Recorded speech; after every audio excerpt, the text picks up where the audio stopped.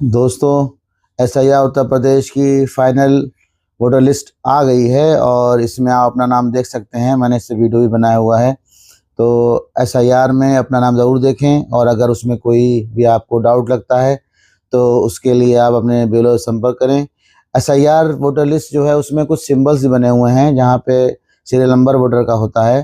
कहीं M बना है, कहीं S बना है, कहीं Q बना है और कुछ साइन बने हैं जैसे कि हैश का भी साइन बना हुआ है। इस तरीके से और भी चीज़ें लिखी हुई हैं, डिलीटेड भी लिखा हुआ है।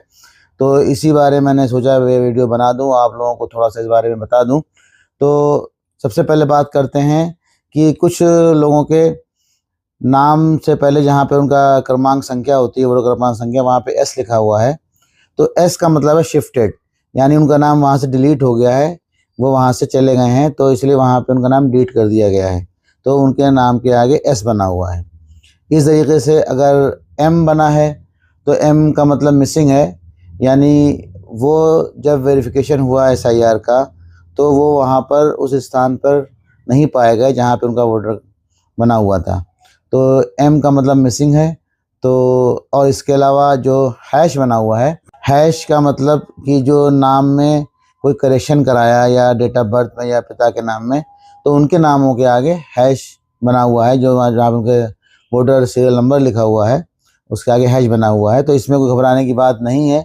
हैश वहीं बना है जहाँ पे नाम में कुछ करेक्शन किया है, यानी जिन्होंने फॉर्म 8 भरा है तो उनके नामों के आगे वो नाम सही हो गए हैं या उनके पिता के नाम में कोई गलती थी उन्हें सही कराना था या डेट ऑफ बर्थ में, तो उनके ही वो क्रमांक संख्या में आगे हैश बना हुआ है। और इसी के अलावा जो किसी के नाम के आगे 1 लिखा हुआ है, तो 1 जहाँ तक मालूम हुआ है तो ये ही पता चला है कि 1 उन्हीं के नामों के आगे लिखा हुआ है जो नए वोटर्स इस एसआईआर में जुड़े हैं, तो उनके आगे क्रमांक संख्या के आगे 1 लिखा हुआ है। इसके अलावा कहीं Q लिखा हुआ है। Q का मतलब डिस्क्वालीफाइड, यानी वो उनका वोटर मान्य नहीं है, उनका वोट मान्य नहीं है, वो वोट नहीं दे पाएंगे, वो डिस्क्वालीफाइड हैं और इसके लिए उन्हें आगे संपर्क करना पड़ेगा, अपील करना पड़ेगी डिस्ट्रिक्ट मजिस्ट्रेट के यहाँ या जुडिशरी में उनको अपील करना पड़ेगी। तो वो डिस्क्वालीफाइड है, उनके डॉक्यूमेंट सही नहीं पाए गए, जिस हिसाब से डॉक्यूमेंट मांगे गए थे वो उनके डॉक्यूमेंट उस अप्रूवल के आधार पे खरे नहीं उतरे। कुछ नामों के आगे R बना हुआ है और वो नाम डिलीट किया गया है कि R का मतलब रिपीटेड, यानी नाम 2 बार है सूची में, यानी 2 डुप्लीकेट वोटर्स हैं। तो एक जहाँ नाम उनका काटा गया है और एक जहाँ रखा गया जहाँ उन्होंने डॉक्यूमेंट्स दिए, एक जहाँ पे वहाँ रखा गया है। और अगर 2 जगह पाया जाता है तो सख्त कार्रवाई भी इसमें की जा सकती है। अगर फिर भी कोई छूट गया और डबल उसका नाम हो गया है तो उसमें कार्रवाई भी की जा सकती है। फिलहाल R जहाँ पे लिखा है तो वो रिपीटेड वोटर्स हैं, यानी उनका डबल जगह नाम चल रहा है। जैसे एक का शहर में रहते हैं और उधर गांव में भी घर है, या एक शहर में रहते हैं जॉब कहीं और करते हैं, वहाँ से वोट बना हुआ है, तो 2-2 वोट बने हुए हैं। तो डुप्लीकेट वोट हटाने के लिए ये प्रक्रिया की भी इसीलिए गई थी। तो R का मतलब रिपीटेड है, यानी उसका नाम 2 या 2 से ज़्यादा बार आ रहा है, तो उसके नाम के R लिख के उसे डिलीट किया गया है। कहीं पे लिखा है अंडर एडजुडिकेशन, तो उसका मतलब ये है कि आपका नाम जो है वो अभी अप्रूव नहीं हुआ है, उसकी जांच चल रही है और उसमें आपको कुछ करना नहीं है और वेट करना है, क्योंकि आप अपने डॉक्यूमेंट्स दे चुके हैं। तो आपकी जांच जो डॉक्यूमेंट्स की उसकी हो रही है, तो उसमें आप वेट ही कर सकते हैं कि डॉक्यूमेंट आप दे चुके हैं। तो ये जांच होके फिर आपका इसमें अप्रूव होता है या नहीं होता, उसके बाद ही आप इसमें कुछ कर सकते हैं। जो डिस्क्वालीफाइड हैं, तो अगर वो क्वालिफिकेशन रखते हैं, यहाँ के नागरिक हैं, उनके माँ बाप नागरिक यहाँ पे थे, तो वो अपना प्रूफ देंगे जो भी है उनके पास अवेलेबल। अगर उनके माता पिता का नाम है या दादा दादी नानी का नाम है वोटर लिस्ट में 2003 की एसआईआर की, तो वो दे सकते हैं।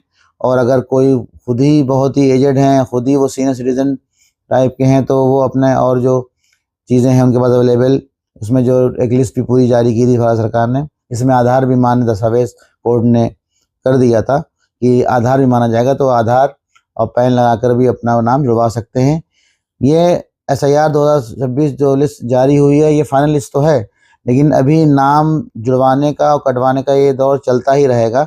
और अभी जो ऑप्शन इसमें मेन बचता है, वो लगातार जो नाम जुड़वाना चाहते हैं उनके लिए फॉर्म 6 का ऑप्शन जो है वो रहेगा। और जिनका नाम अगर नहीं आ पाया है, जो नए वोटर्स हैं या जो अपनी उम्र पूरी कर रहे हैं या पूरी कर चुके हैं, और या जिनका नाम नहीं आया है तो उनके पास फॉर्म 6 का ऑप्शन है, वो फॉर्म 6 भर कर और ज़रूरी दस्तावेज़ देकर अपना नाम जुड़वा सकते हैं।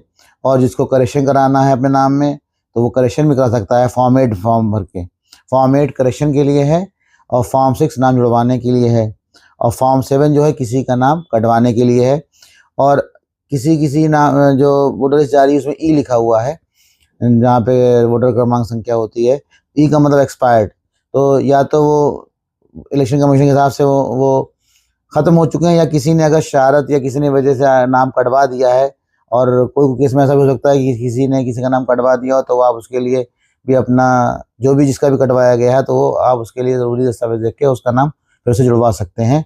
तो फॉर्म 6 खुला रहेगा हमेशा और फॉर्म 6 के लिए आप भर सकते हैं और उसमें आप अपना नाम जुड़वा सकते हैं फॉर्म 6 के ज़रिए। अगर कोई भी दिक्कत परेशानी आपको आती है सबसे पहले आप अपने बीएलओ से संपर्क करें। प्राइमरी यही कि आप अपने बीएलओ से संपर्क करें और जैसा भी वो बताता है आपको डायरेक्शन देता है वैसा आप करें कि आप वो आगे फर्दर क्या स्टेप उठाना है। और यदि आपको नाम जुड़वाना है या आप नाम में कोई भी आपको भी लग रहा है कि कोई नाम रह गया है या कोई नाम में त्रुटि है तो आप बीएलओ से संपर्क करें कि जो एस क्यू जो भी बना हुआ है, जो मैंने आपको बताया भी कि एम फॉर मिसिंग है, एस फॉर शिफ्टेड है, ई फॉर एक्सपायर है, क्यू फॉर डिस्क्वालीफाइड है। तो इस तरीके से ये वोटर लिस्ट में क्रमांक संख्या वोटर क्रमांक संख्या के आगे ये लिखा हुआ है वोटर लिस्ट में। इसमें आप बीएलओ संपर्क करें। उसके बाद अगर आपका आगे फर्दर आपको करना तो एआरओ से संपर्क करें और या फिर डिस्ट्रिक्ट इलेक्शन ऑफिसर जो होता है डीईओ उससे भी संपर्क आप कर सकते हैं। उससे कांटेक्ट करें और अपना नाम आपको जुड़वाना है, जो भी आपको दिक्कत है उसके लिए आप उसके लिए बात कर सकते हैं। और फिर आप डीएम ऑफिस में भी संपर्क कर सकते हैं। जो भी डिस्ट्रिक्ट लेवल के अधिकारी होंगे उनसे ही आपको संपर्क करना है। अपने वोटर कार्ड में जो भी आपको अगर जुड़वाना है, जो भी करवाना है तो ये डिस्ट्रिक्ट लेवल पे ही काम होगा, चाहे कोर्ट के थ्रू हो या मजिस्ट्रेट के थ्रू हो, डिस्ट्रिक्ट मजिस्ट्रेट या अगर एआरओ के थ्रू हो, जो भी जिस भी लेवल का काम होगा आपका, जिस भी लेवल की दिक्कत उसमें आपके डॉक्यूमेंट्स में अगर होती है तो आपको ये करना पड़ेगा। और इसके लिए आप कोशिश करें और 15 दिन का में इस वक्त होता है। अगर आपके नाम में कोई भी आपको दिक्कत लग रही है तो फ़ौरन कांटेक्ट करें बीएलओ से और फर्दर इसके लिए कार्रवाई करें। फ़िलहाल मैंने वीडियो बनाई हुई है इसमें कि जो नाम देखने के लिए मैं आपको फिर से एक बार बता दूं कि नाम कैसे देखा जाएगा। तो नाम देखने के लिए सबसे पहले हम लोग टाइप करेंगे क्रोम ब्राउज़र खोल के voters.eci.gov.in और इसको क्लिक करेंगे तो कुछ इस तरीके का इंटरफेस ओपन होगा और इसमें आप अपना नाम देख सकते हैं। ये देखिए सर्च यूनो में लास्ट SIR, ये तो पुराना हो गया। और आगे जैसे सॉल्व करते चले जाएं और इसमें नीचे को ऑप्शन आएगा डाउनलोड इलेक्टोरल रोल, तो ये आप कर सकते हैं। इसके आप यहाँ से search your name in voter list भी कर सकते हैं। तो आप डाउनलोड इलेक्टोरल रोल पे क्लिक करेंगे और इसमें आप स्टेट देखिए लिख के आ रहा है तो स्टेट सेलेक्ट करेंगे। उत्तर प्रदेश सेलेक्ट कर ली। उसके बाद देखिए 2026 ईयर रिवीजन लिख के आ रहा है, रोल टाइप भी लिख के आ रहा है कि SIR फाइनल रोल 2026। फिर आप अपना ज़िला सेलेक्ट करेंगे। ये मैंने देखिए ज़िला सेलेक्ट कर लिया। उसके बाद आप अपने विधानसभा सेलेक्ट करेंगे, जो कॉन्स्टिट्यूंसी आपकी होगी, जो कॉन्स्टिट्यूंसी आपकी है उसको सेलेक्ट करिए। और उसके बाद आप लैंग्वेज सेलेक्ट करेंगे, हिंदी और उर्दू भी आता है ऑप्शन, कहीं हिंदी ऑप्शन आएगा। फिर आप कैप्चा कोड डालेंगे।